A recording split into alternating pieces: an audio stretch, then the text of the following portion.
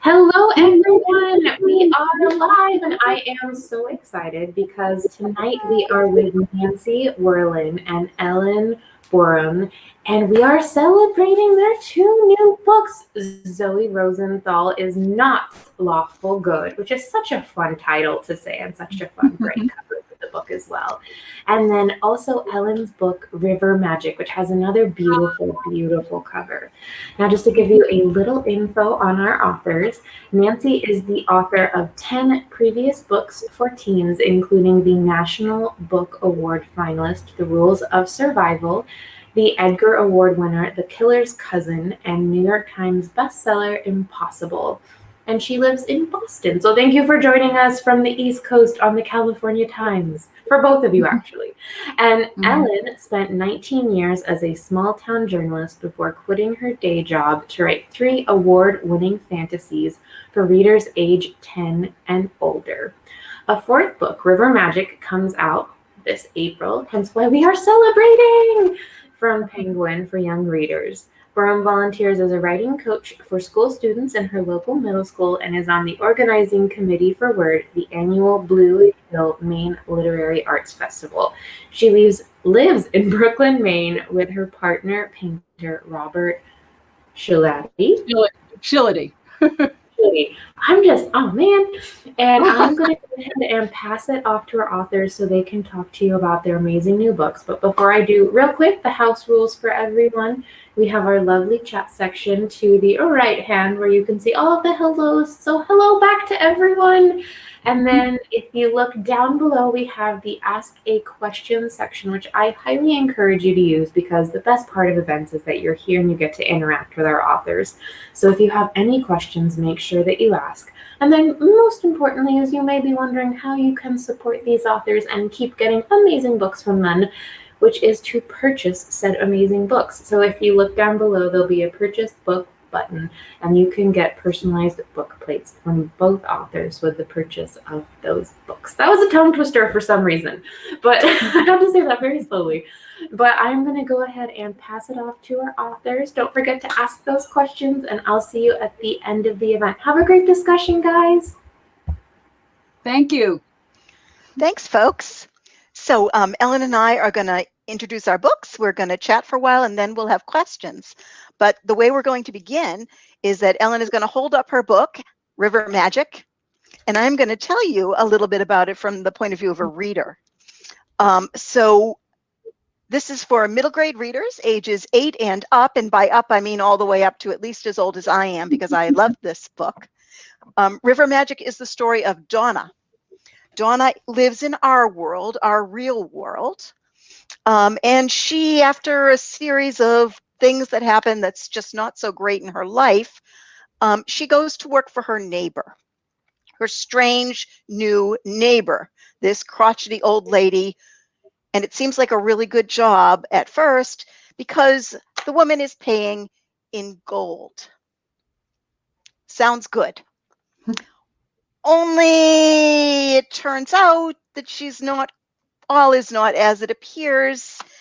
The neighbor, who is a thunder mage, has a serious anger management problem. And then there is a monster in the river. And things go on from there. It's adventurous, it's humorous. It also has times of great pathos, and there is I think a masterful intertwining of reality and fantasy for middle grade readers. So Ellen is going to read you a little bit from the book. Yeah. Great, thanks, Nancy. Okay, I'm going to start right at the very beginning. The first chapter is called Annabelle's Guide. The river is wide and calm in front of our house, like it never meant you any harm. But you hear the rapids all the time, a quarter mile around the bend. Here's what those rapids are telling you. Do not mess with this river. Mim, that's what we call our mom, she wanted to move away from the river after what happened to Annabelle, but we never did it. Annabelle was Mim's big sister, always lived in Maine, about always lived with us, and she loved this river. We'd be leaving her behind if we ran away. The river being across the road is why Mim and my dad bought this house in the first place. When my dad left just before I was born, Annabelle moved in to help out, and a few years later, she and Mim started ripping stuff down and adding on, and you should see it. It's amazing. Everything built on like it's a boat. Annabelle carved fruits and vegetables and animals in the woodwork and in surprise places like inside the bookshelf. You pull out Peterson's Field Guide to Birds and whoa, there's a nest of sparrows. She painted the ceilings, a sunset in the living room, the constellation Ursa Major over my bed.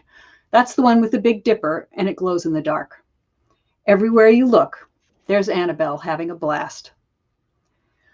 On May 8th, 8 months after Annabelle drowned, I started hearing her voice in my head. I got a 36 in vocabulary that day, even though I tried real hard, and I was lying on my bed after school, all miserable and sorry, and listening to the rapids gurgle and sploosh, and I said right out loud, "Annabelle, where are you?" Because she used to help me study, and when that didn't work, we made brownies. I got this buzzy feeling, and there was Annabelle's voice in my head, almost like it came out of the rapids. Except it was sweet and smooth, calm like deep water. Here's what she said. "Keep your tools sharp and oiled. Floss your teeth. Hello, Donna." "Annabelle," I whispered, "is this you?" "Of course it's me. Jeezum, who else?" I almost cried, except I didn't because I'd totally lose it once I got started. "I miss you. Where are you?" "Never mind that. Feeling anxious? Rub lavender oil on your temples." That last thing was right out of Annabelle's Guide to Everyday Household Mechanics. It was a big blue loose leaf notebook with 278 pages, except pages 115 to 118 were missing, which makes 274. Annabelle kept it in the kitchen, and it was full of recipes and instructions and advice, even poetry. I was into the guide all the time now, trying to do chores Mim didn't have time for. So I was sure it was my own head talking. Man, I wanted that voice to be Annabelle. "You're fine. You're smart. Not everyone's good at language arts." Which Annabelle used to tell me a lot, so those words would be in my head too. Never heard them from anybody else. Mim didn't talk about feelings too much, and my big sister Janice, she had nothing good to say about me anymore. Everybody should have an Annabelle. She had bright blue eyes and white hair she got when she was 35, and she was little and sturdy like Mim and me, and gave amazing hugs. She taught me rope knots and knitting and woodworking, also how to get calm by doing stuff with your hands, which is like Mim, and now it's like me. Annabelle's voice started showing up every night to drift me asleep. "Annabelle," I whispered, "I'm going to pretend this is really you." "Good plan." Losing Annabelle changed a lot of things. When she and Mim were kids, they had to move in with their rich cousin Betty's parents because their dad was let go from his job. Annabelle always said Cousin Betty made them feel small for being poor. After Annabelle died, Mim was in the same situation all over again because of the loans she and Annabelle took out so Mim could leave her desk job. She's a carpenter supervisor up to the university. They wanted to start their own carpentry business. Well, Annabelle did, and she talked Mim into it. They bought tools and a shiny red truck, and I got to help them build the workshop out back. Mim was supposed to quit her job after Labor Day. But Annabelle died the end of August. Mim already remortgaged the house by then, and even with the extra work she took on, there was no way to keep up with all the bills. She even dropped the insurance on the red truck, which meant we couldn't use it anymore. So now, Mim wanted to send me to live with Cousin Betty, plus her evil boy twins, for the whole summer, at their ugly house in southern Maine on a pond full of leeches.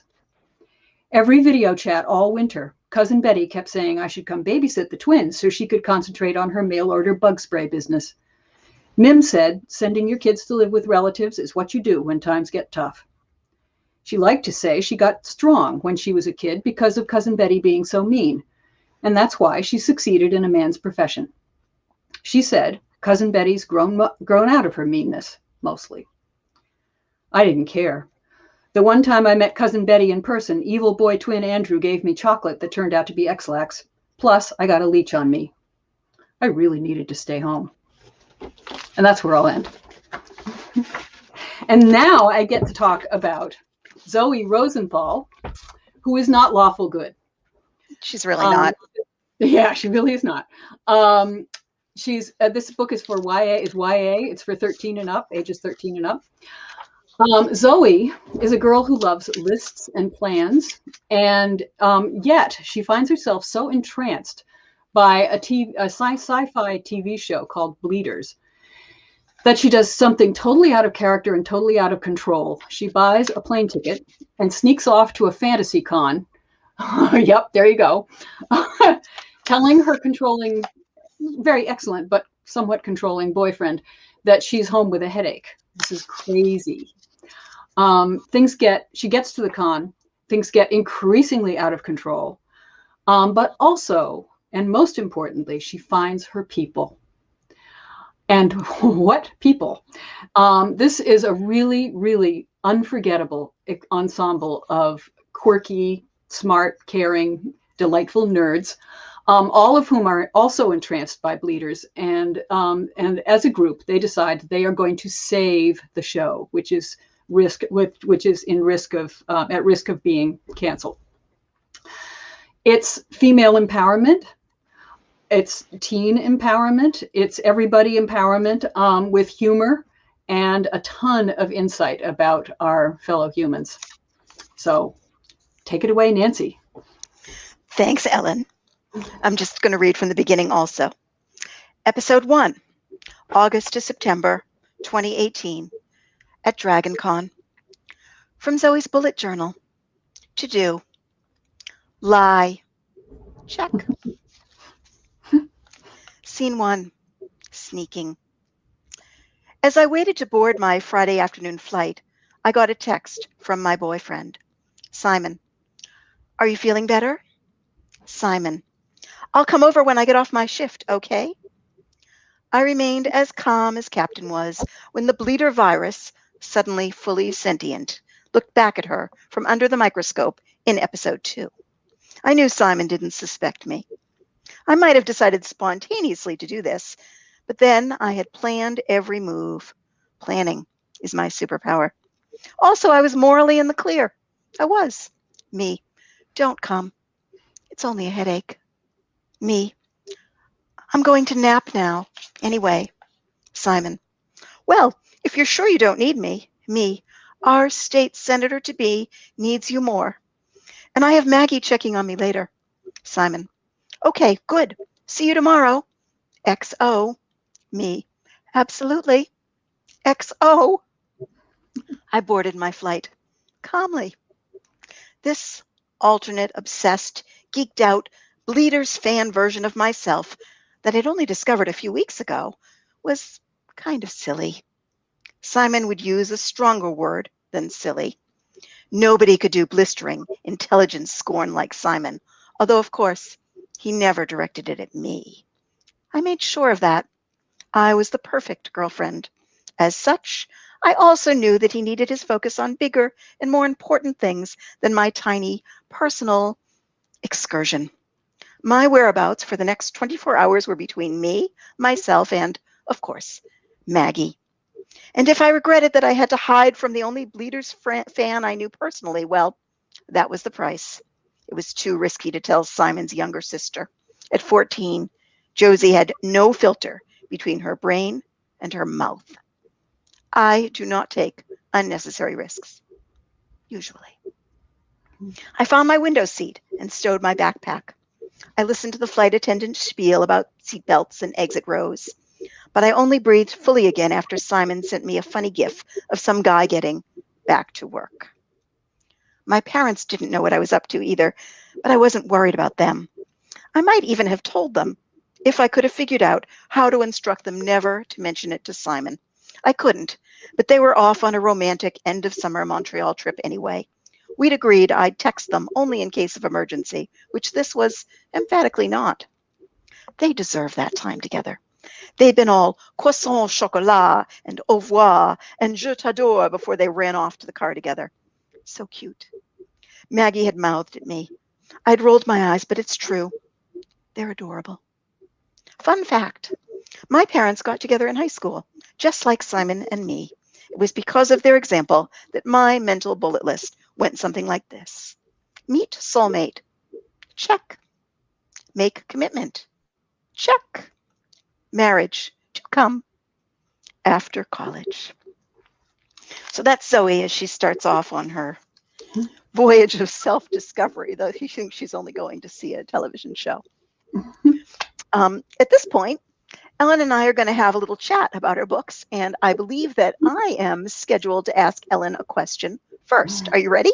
I'm ready. Okay. So which came first, your main character, Donna, or the idea of this large, scaly creature in the river? I guess what we're really asking here is, tell us about the germination of river magic. Yeah. Well, the first thing that happened was I'm a writing coach in my local school, and a few years back, a couple of kids wrote companion stories about large, scaly creatures, and the stories were so wonderful, and they had such a good time that I got really jealous. And so I decided that I wanted to write about a large, scaly creature. And what's more, I wanted to ride a large, scaly creature. Good luck. Yeah, right. So what always happens with me is the supernatural character comes first, and then the human character, and then the story becomes the human character's story.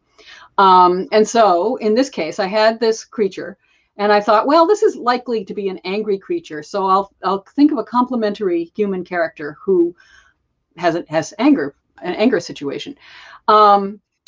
Meanwhile, however, there was this character in the back of my head who'd been there for years, because of a conversation that I'd had with a school superintendent years ago, who said that his secret dream was to have a gifted and talented program that, instead of being solely for kids who were really good academically or in the arts, would be for, as he put it, the kid who can take an engine apart and put it back together again in 20 minutes. And that always stuck with me because I thought it was such a great idea. And I don't think anybody has ever done it, really. And I mean, everybody just goes to tech school, and they're not integrated at all. But anyway, that's another subject. So anyway, that's Donna. So Donna is this kid who's not really that good academically, but she's really got a talent, and she's going to be a carpenter like her mother. So anyway, so then I started throwing everything at Donna, making her life as miserable as possible, waiting for her to become angry. And she never did, because she's a Maine girl, and she just goes forward and she just deals with it. So that turned into a whole different story, just because Donna was Donna, You were following the character. Yeah, and that's how characters work. So that's the answer to that question. So here's my question for you, dear. The very title of your book has this very weird phrase in it, lawful good. And the book beautifully explains it, but I still think that you ought to explain it to your audience here. So the term comes originally from something called a character alignment chart. Which is a concept that came originally from playing Dungeons and Dragons, where you're taking on a character role and you need to quickly understand enough about your character to play in the game as them. So the concept of the alignment chart is that you have on your x-axis lawful, neutral, and chaotic, and on your y-axis you have good, neutral, and evil. Divide this up, and you have 9 boxes going from, in the left-hand upper corner, lawful good, and in the lower right-hand corner, chaotic evil. You can use alignment charts anywhere, and they're especially fun to use for television shows and movies to understand the characters better. I like the Muppet character alignment chart when explaining this, because we all can see very clearly that Kermit is lawful good, and Piggy is chaotic evil. It can be used, however, also for other things. Another alignment chart that I like to talk about is the toilet paper alignment chart. I was hoping you'd say that. Lawful good in toilet paper alignment is when the toilet paper is put on the roll facing forward with a little triangle on the end. And of course, chaotic evil is when you do not replace the toilet paper at all and you instead have the empty cardboard roll sitting there. It's fun to use the alignment chart to characterize yourself.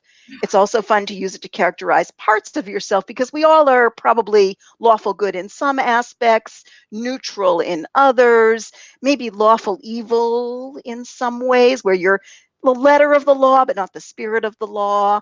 In other ways, you might actually go all the way over to chaotic evil. It's really fun to work with. And that was the genesis of the title. Yeah. Well, what I also want to know is all those wonderful characters. I mean, all those lovely nerds, and especially Sebastian, who is my personal favorite. How did you do that? How did you pull together such an ensemble?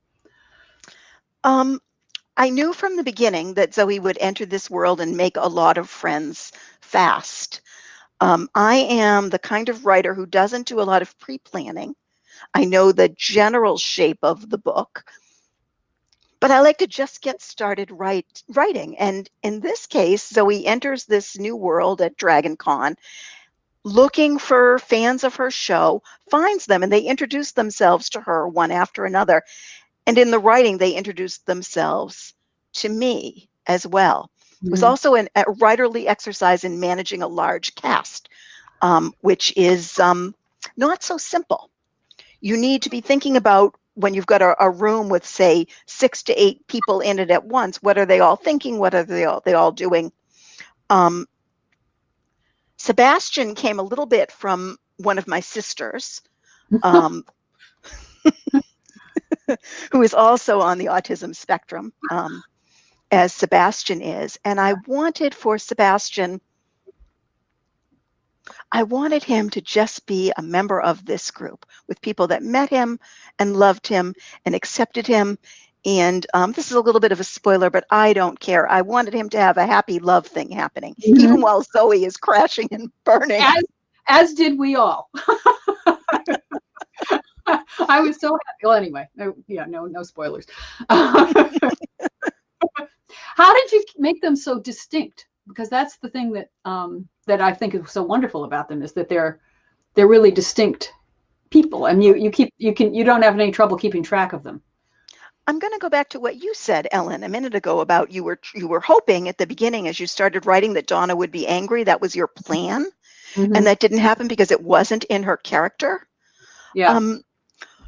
I found that while I was writing these characters, they each wanted so very much to be themselves.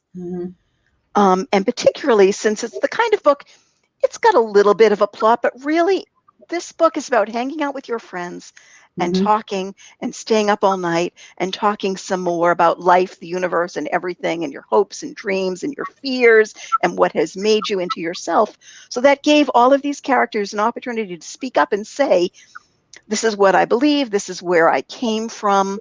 It's not about the kind of character development where you're saying, oh, this one has blue eyes and this one has brown eyes. Right. That's shallow. Yeah. That you get your characters talking about who they want to be and what they love, and they all love leaders, and for different reasons, and that shows you who they are. Yeah, that's great. So I have a question for you, which is, your fantasy is set in our world, in the real world. It's not an epic fantasy sort of imagined kingdom of things. What draws you to that sort of fantasy in particular?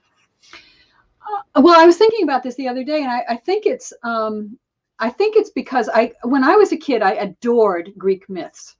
And what I adored about them was that they explained the world. They were creation myths. And so they would explain why that constellation is up there, and what makes the sun go across the sky, and why the Narcissus is gazing into a pool. And I loved that. I loved having a fantasy explanation for things that were in the real world. And so that's kind of what I do that's actually what what gives me a chuckle in writing all of this. I mean, it's all about writing the characters, and and the fantasy characters are always an element of chaos, which is in a normal world, which is also fun. But also, I like, for example, to explain that possibly that thunderstorm you hear over in that direction somewhere could be thunder, or it could be a thunder mage who's very angry thunder mage. And if you see something flick past we all do this. You see something flick past and you look and there's nothing there. Well, maybe it was an insect, or maybe it was a pixie, So, I mean, these things are possible. So, and I like to give the real world a little bit of a twist, so that you just see things a little clearer, or a little bit, and from a slightly different perspective. I think that's where I get the joy in writing that kind of fantasy. Well, speaking of the real world, Ellen, and your real world, which is Maine, this is the first one of your books that you have actually explicitly set in Maine. So what took you so long? Maine has a history of being profoundly misrepresented, and I mean, horribly misrepresented. I don't think anybody in this state has ever recovered from Murder, She Wrote. I mean, there was the accents were horrible. The ocean was on the wrong side. It was horrible. And so I was. Well, it was filmed in California. What could exactly?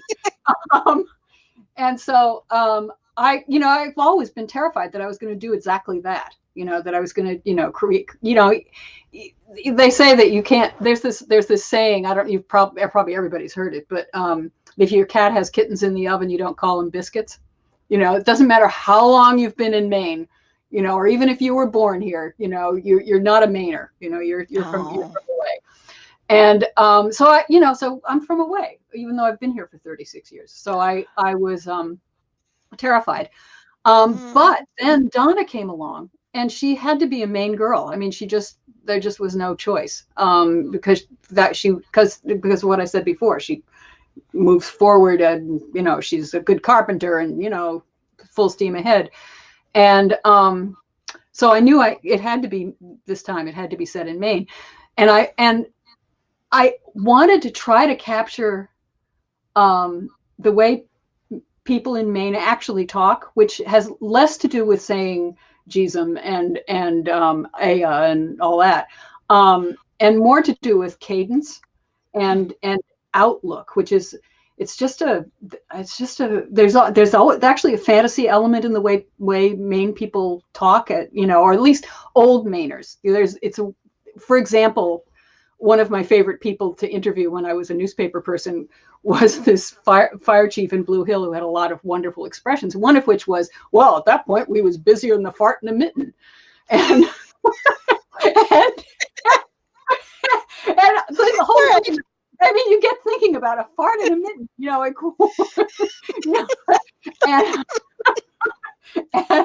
and so the problem was, however, I couldn't use a lot of expressions like that, because kids now, that's all dying out. I mean, the kids I work with at the school don't, a few of them talk in the sort of cadence and have some of the expressions, and those are people who go lobstering with their grandfather. I mean, they are people who hang around with older folks. So Donna occasionally gets to use old Maine terms, but it's because she's channeling Annabelle, I see. So it's difficult. I had a friend who grew up in Maine, who's an actual Mainer, whose family is generationally Mainer. I had her read it, and just to double check, and she said she gave it the okie dokie. So, so that's the answer to that question. Coming right back at you. This is the first book that you've written that's a comedy. So what took you so long? So we all know the saying that you need 10,000 hours of practice at something before you become good at it. Right. I've been writing for a long time, but I'm really lazy as a writer, and I will do just about anything to avoid sitting at my desk and writing. And I feel like I've only recently gotten to that 10,000 hours. Mm-hmm. Comedy requires more skill than drama. Comedy is in word choice. It is in timing. It is in the as accurate possible communication of a scene to the mind of the reader. And it is accepting that because everybody has a different sense of humor, you're going to miss entirely with some part of your audience who's going to read what you think is funny and not find it funny at all. And you have to accept that. And the skill of knowing what words to choose, how to put a scene together, how to get the timing right. I'd like to say, I think this book is wonderful. I think it's really funny. And I only became good enough to write it recently. It's and funny, right? That's true. I mean, the minute she starts with the checklist, I mean, that's hysterical right from the start. Oh, thank you. For some, it's hysterical. Some find her just completely annoying, and they're like, oh, I don't like her at all. Well, the thing that's so you don't have to like someone to find them funny. Right. Well, I like her. I love her. Is that she starts out by explaining to us, this is who I am, and then instantly does something else.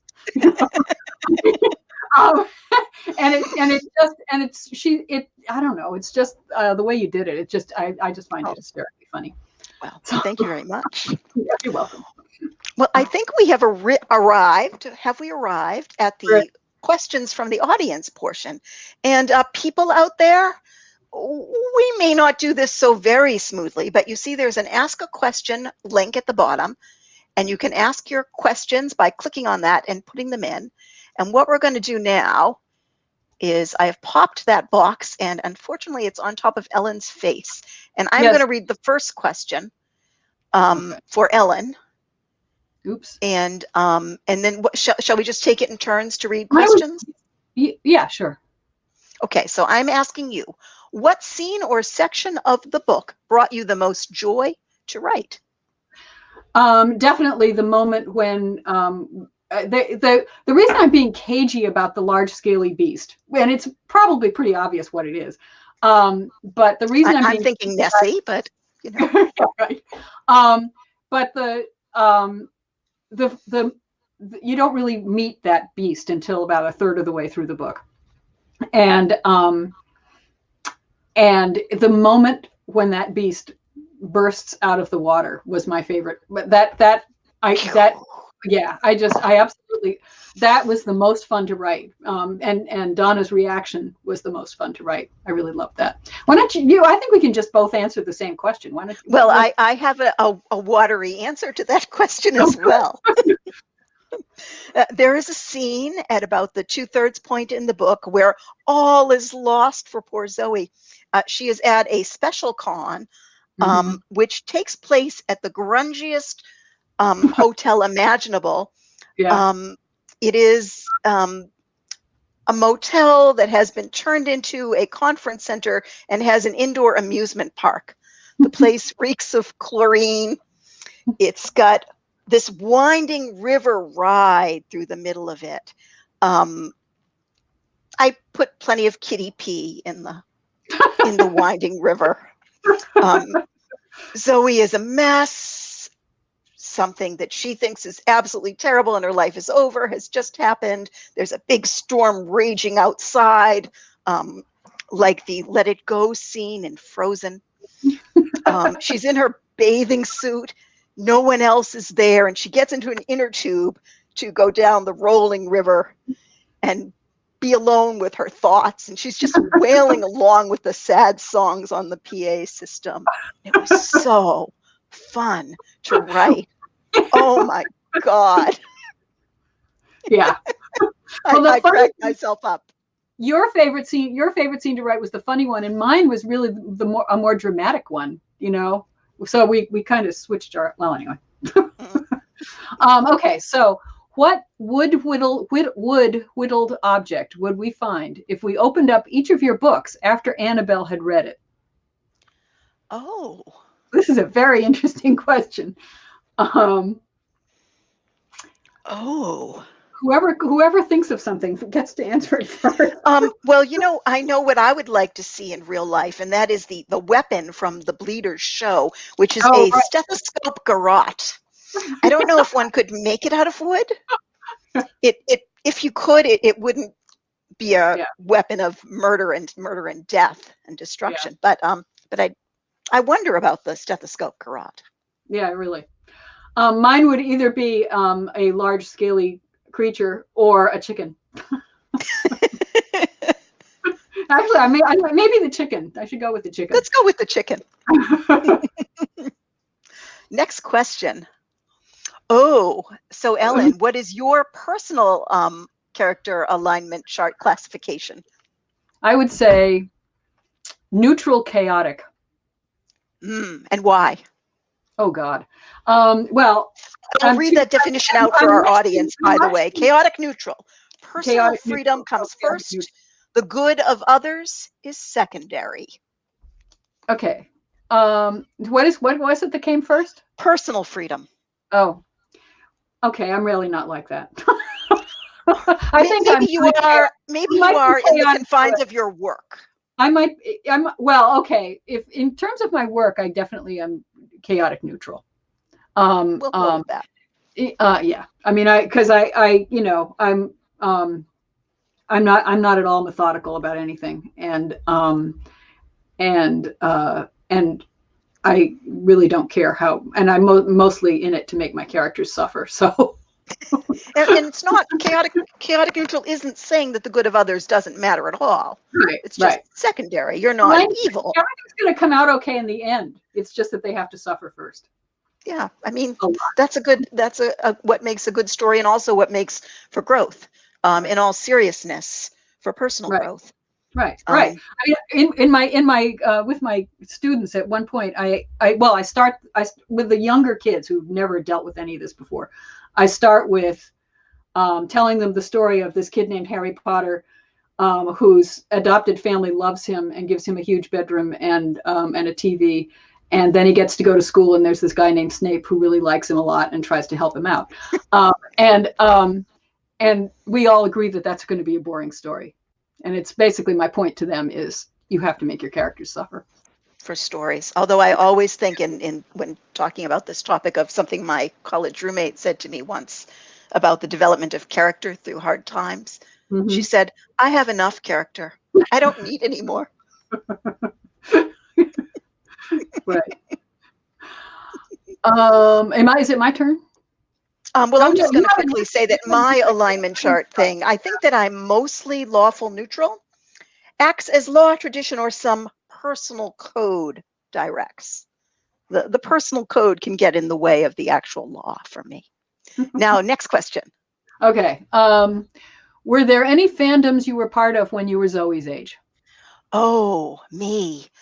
You know what? There wasn't, I'm old enough that there wasn't anything quite like fandoms of today. When I was a kid, I was mostly a book fan in a passionate way. And there's a particular writer that I came across as a teenager that I thought was fantastic. Her name is Dorothy Dennett. She is now deceased. Historical fiction, probably the best historical fiction writer.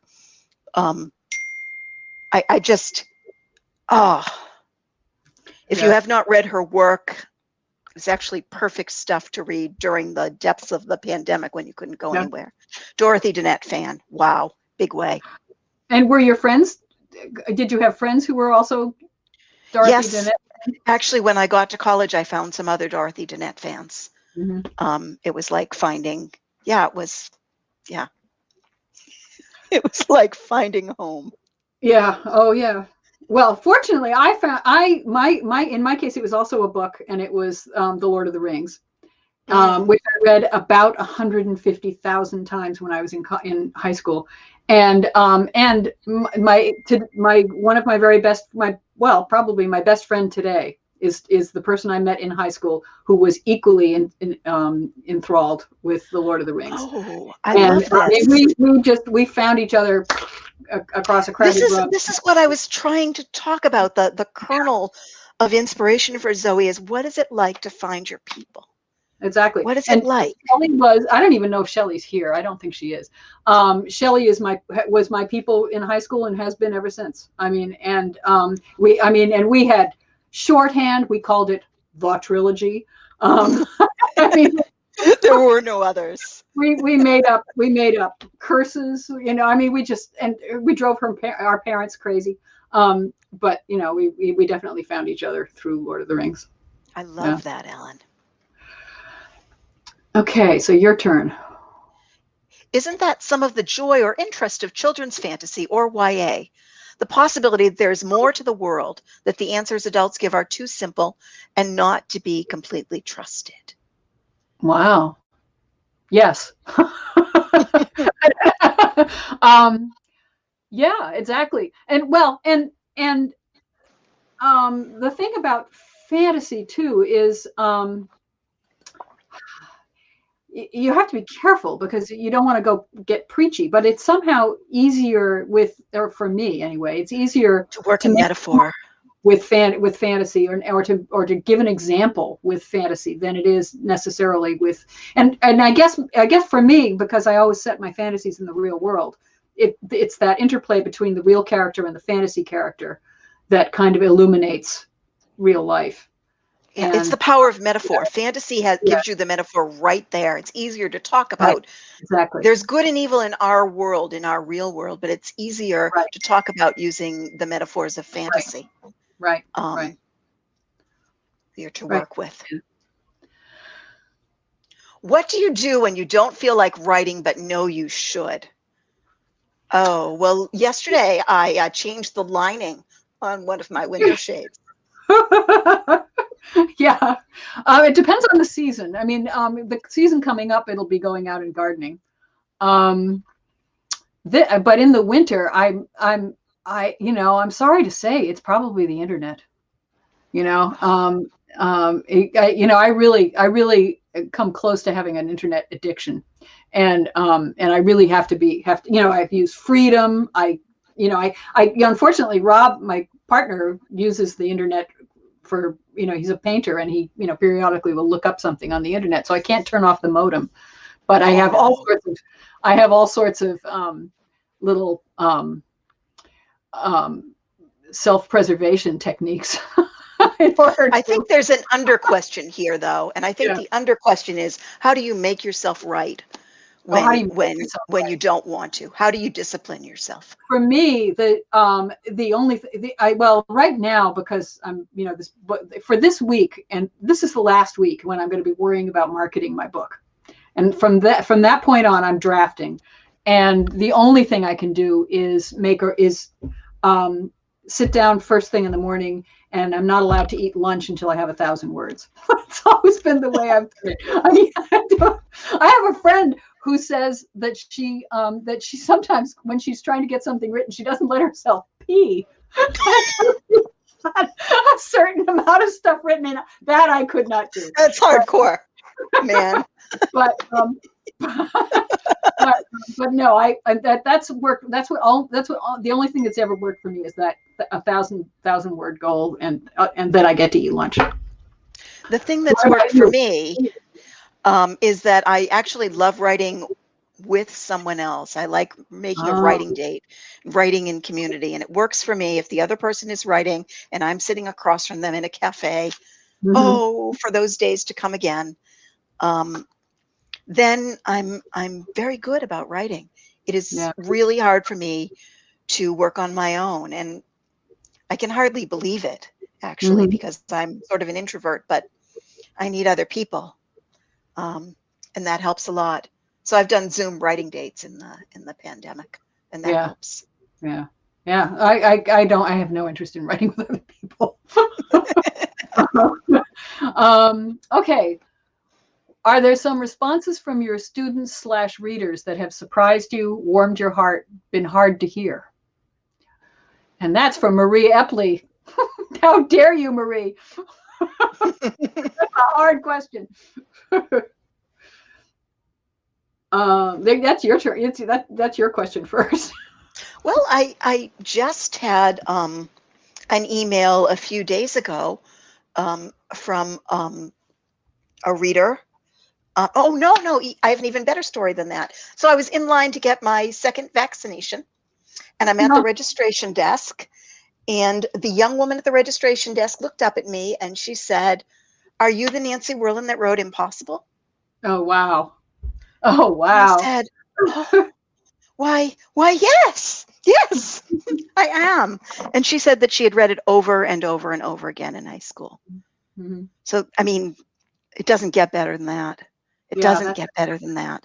Fantastic. I must say.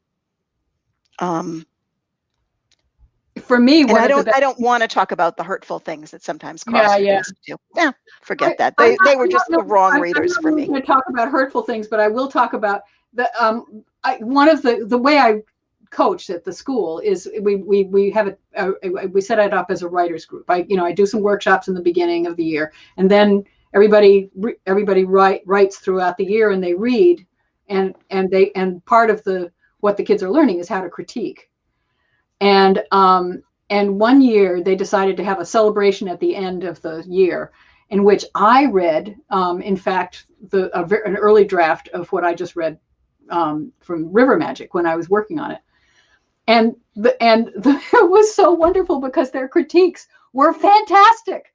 I mean, they critiqued me, and some of the things were like, well, I don't know if I like hearing that, but it was excellent criticism, and I actually used every single thing that they said, and it was heartwarming because I felt that they had learned how to critique very, very well, and I was really happy about that.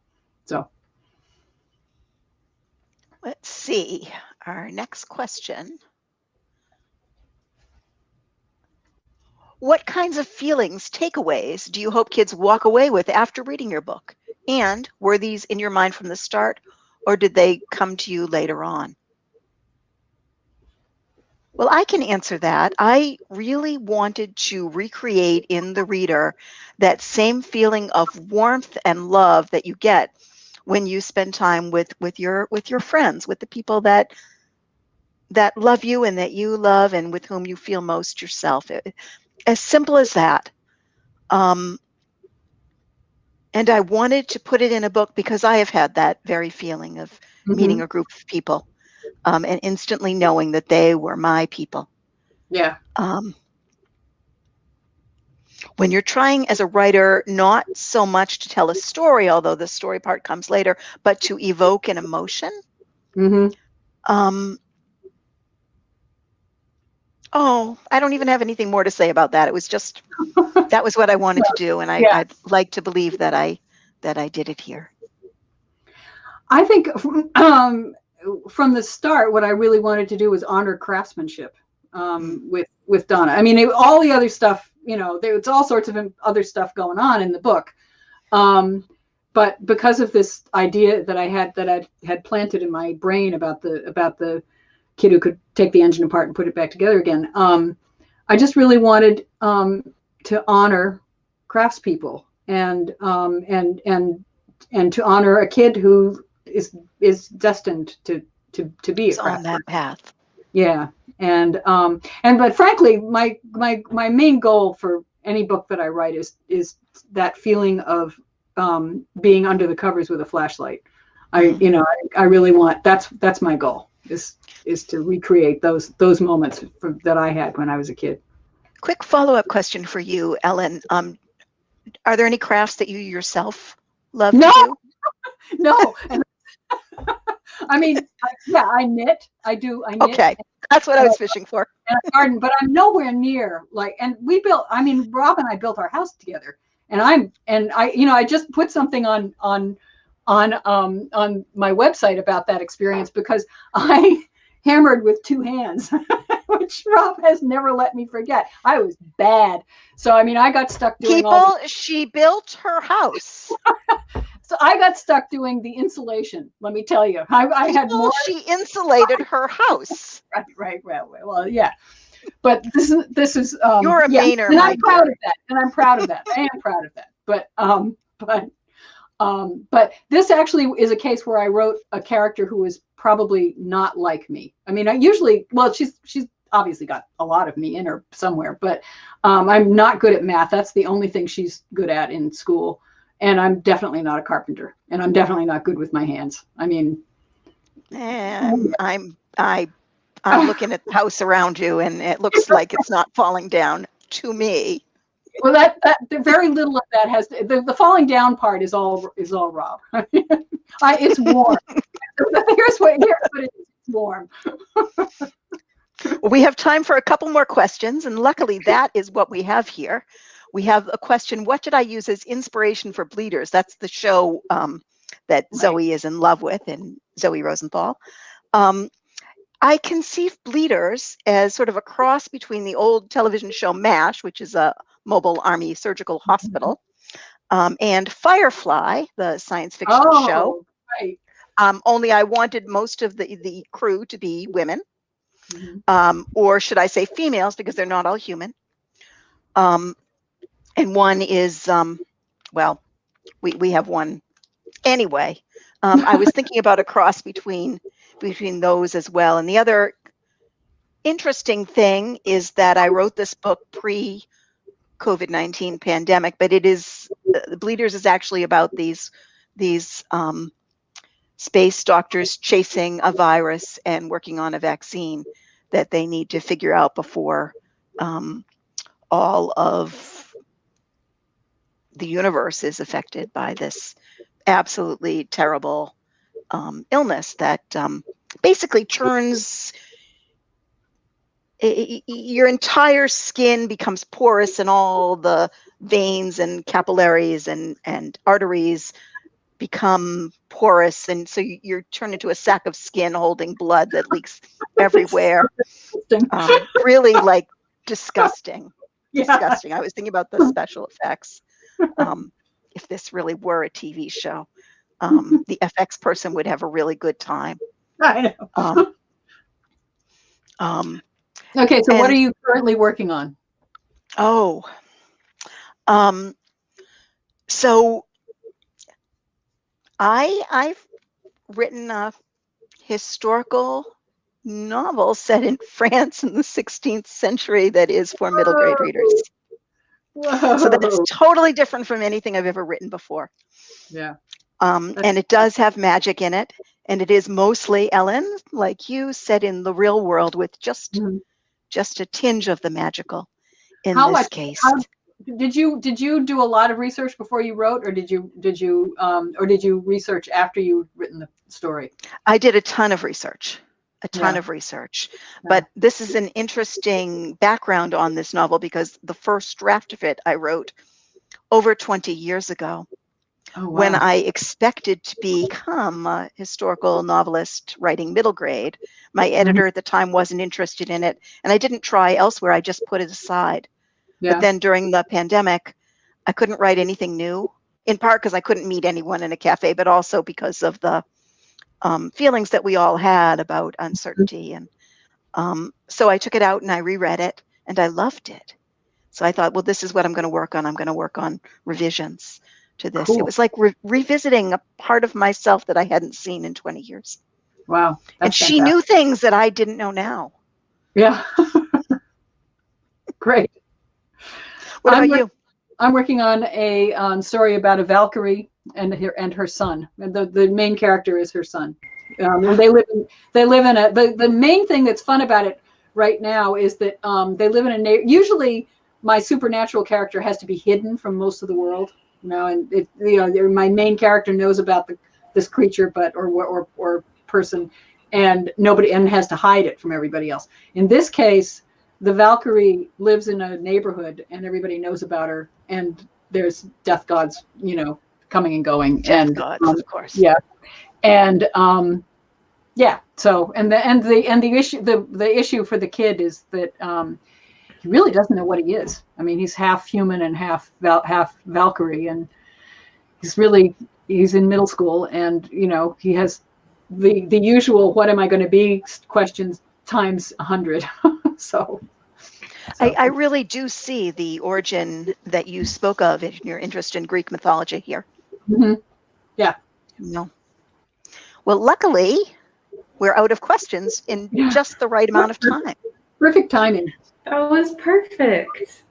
And it was such a pleasure getting to hear both of you talk. Like, I know both of your books are like very different, but the readings at the beginning and everything, it was just such a treat. And when both of you were done, I was like, no, wait, please keep going. And I was like, wait, no, they have to stop because they are going to have a discussion. But I was like, I very much now wish to go and consume both of these books immediately, which is like the best sign of a reading and a book that you could ever have. So if anyone would like to purchase Zoe Rosenthal is Not Lawful Good or And River of Magic and get a personalized book plate with it, there is, as we were pointing down below, as Nancy was pointing, the purchase book button.